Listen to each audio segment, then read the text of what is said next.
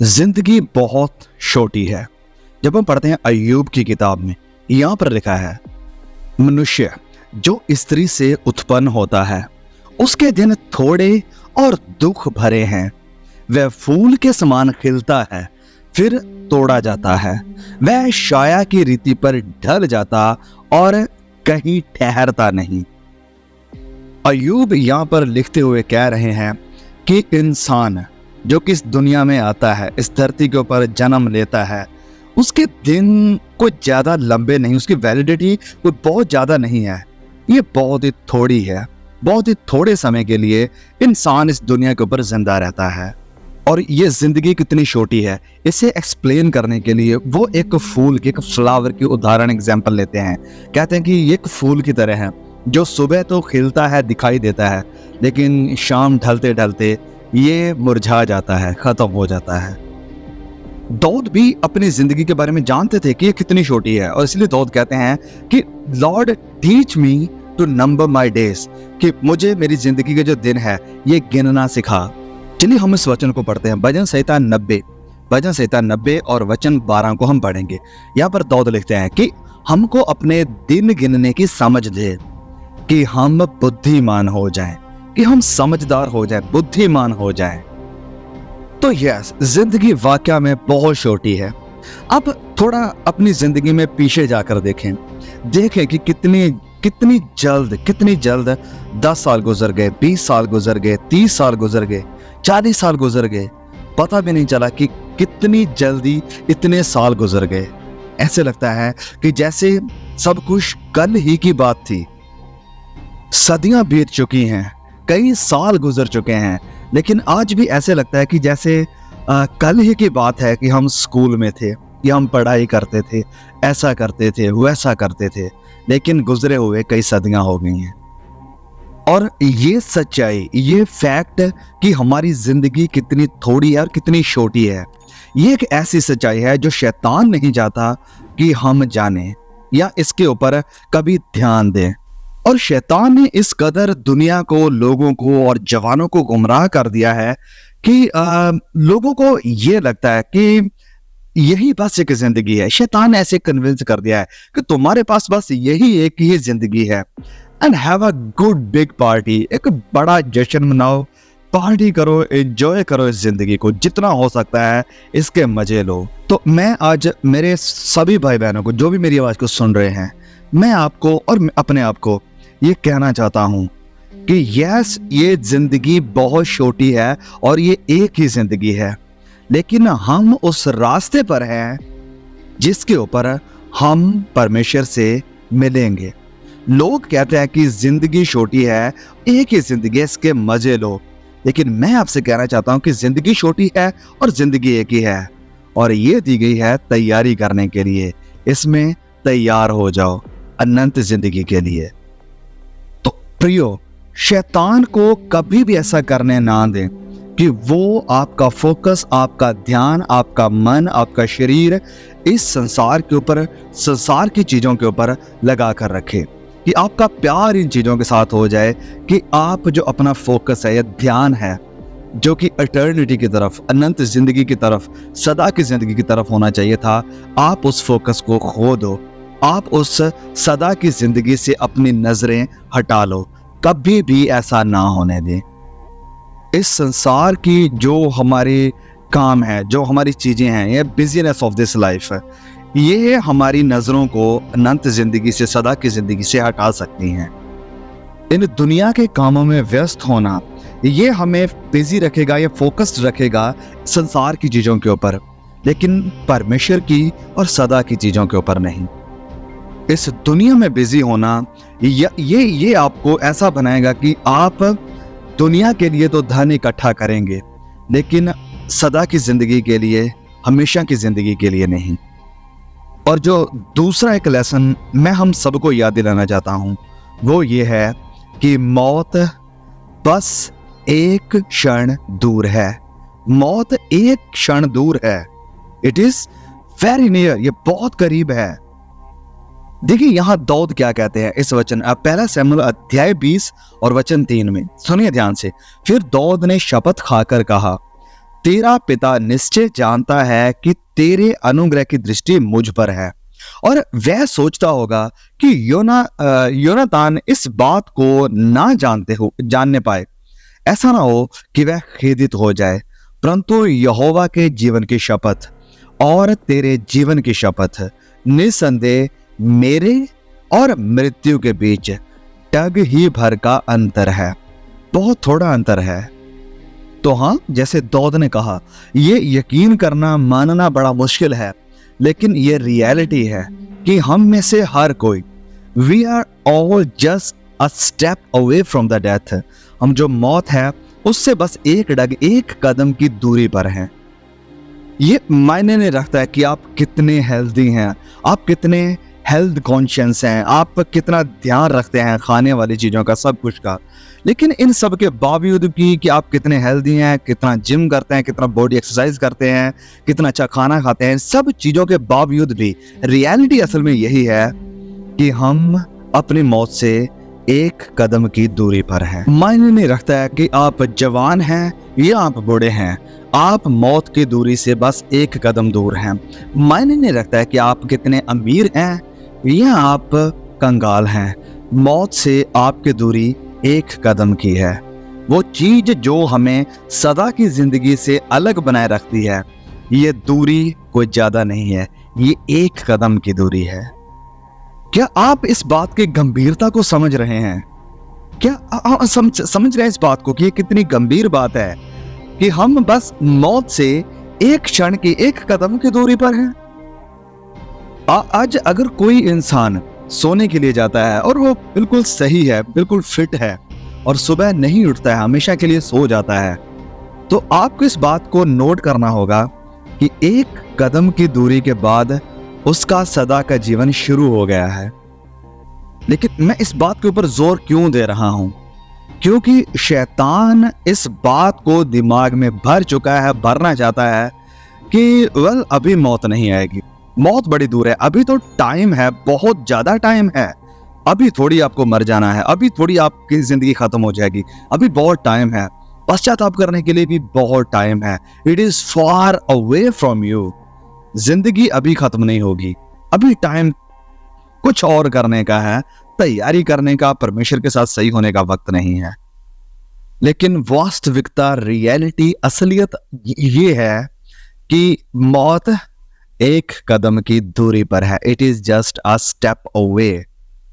और इसका मतलब असल में अब ये है कि हमें हमेशा फोकस्ड रहना है इटर्निटी की तरफ, सदा की जिंदगी की तरफ हमारा हर वक्त ध्यान होना चाहिए कि मौत के बाद सदा की जिंदगी स्टार्ट हो जाएगी।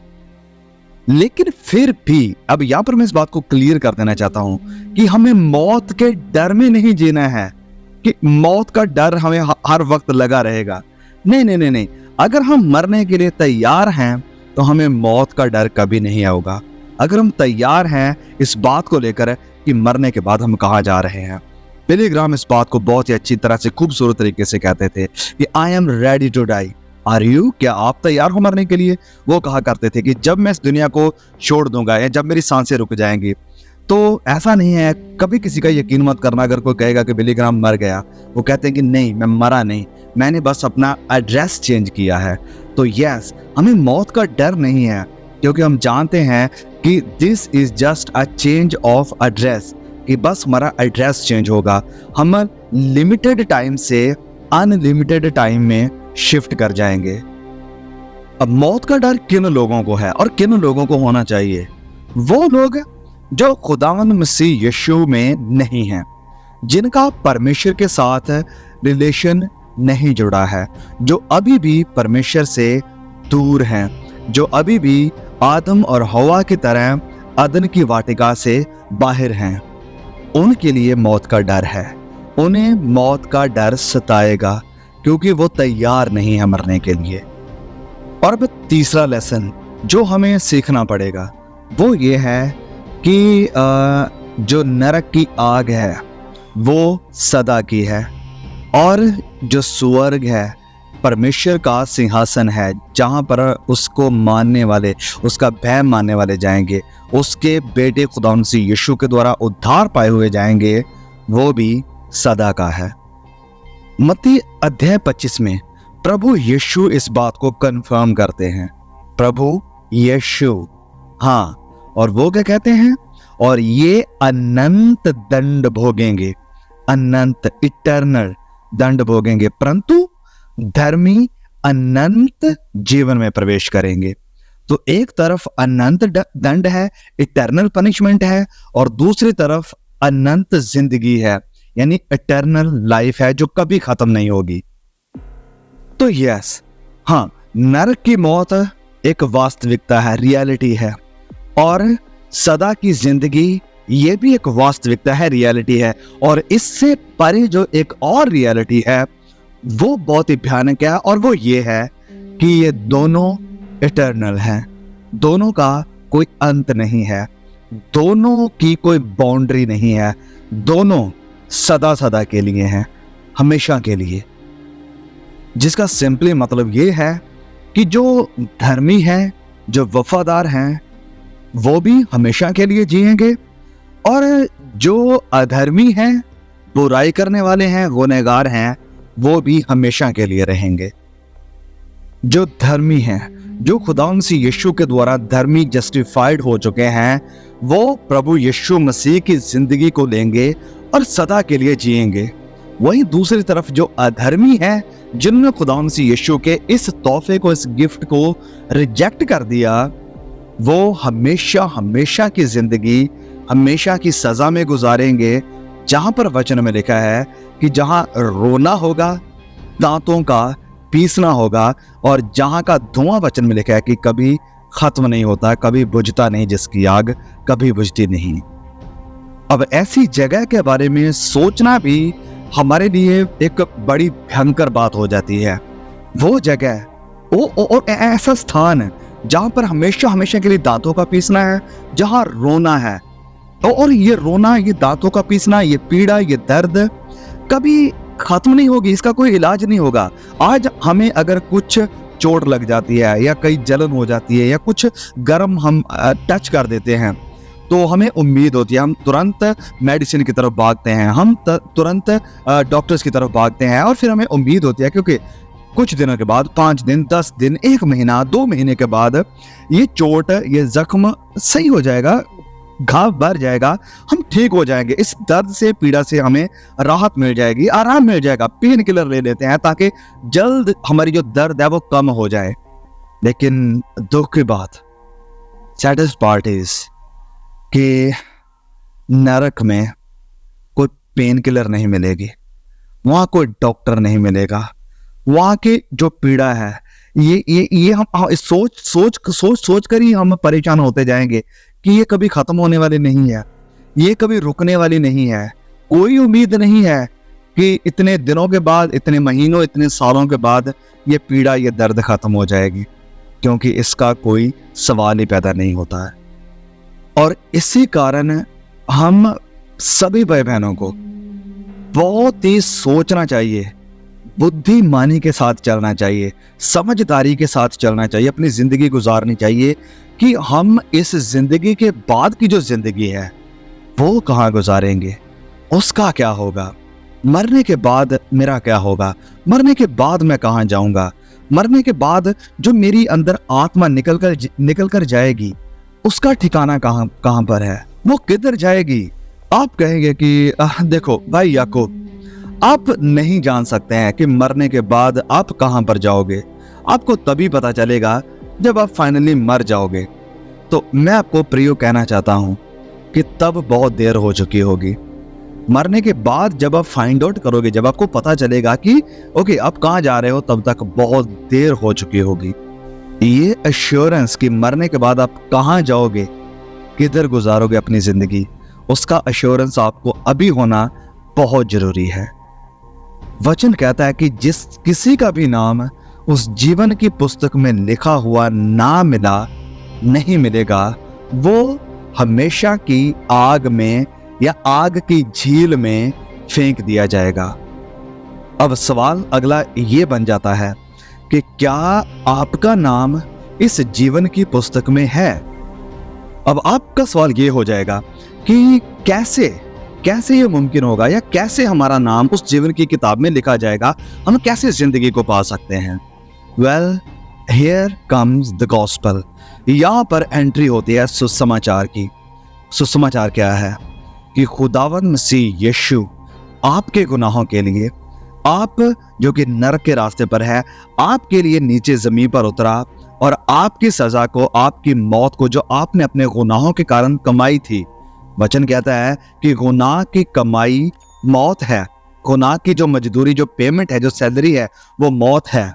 और आपकी ये जो मौत जो आपने कमा ली थी गुनाह के कारण, मैंने कमा ली थी गुनाह के कारण, खुदावंद मसीह यीशु ने इस कमाई को, इस मौत को अपने ऊपर लिया और अपनी जो हमेशा की जिंदगी थी वो हमें दे दी है, ताकि अब हम उसके ऊपर विश्वास करने के द्वारा हमेशा की जिंदगी को पालें।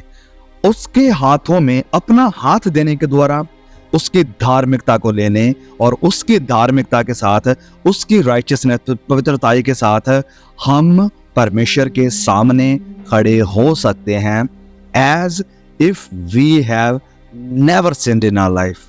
कि जैसे हमने अपनी पूरी जिंदगी में कभी कोई गुनाह किया ही ना हो, ऐसे हम परमेश्वर पिता के सामने खड़े हो सकते हैं प्रभु यीशु मसीह के द्वारा। तो आपको करना क्या है?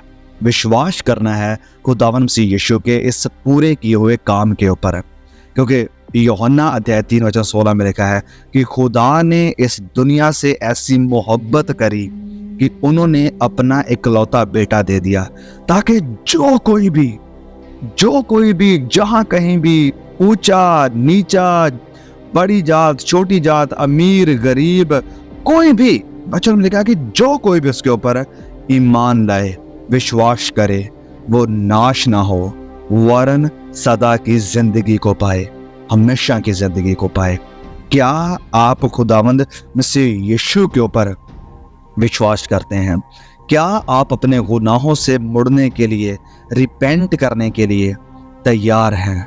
तो सबसे पहला स्टेप जो आपको लेना है वो है अपने गुनाहों से पश्चाताप करना, रिपेंट करना। रिपेंट का मतलब ये नहीं है कि ओके, किसी ने मुझे कह दिया कि यीशु तुम्हें माफ कर सकता है, ओके तो मैं ले लेता हूँ इस माफी को, इस गिफ्ट को। नहीं, रिपेंट का मतलब है मुड़ जाना, टू टर्न अराउंड।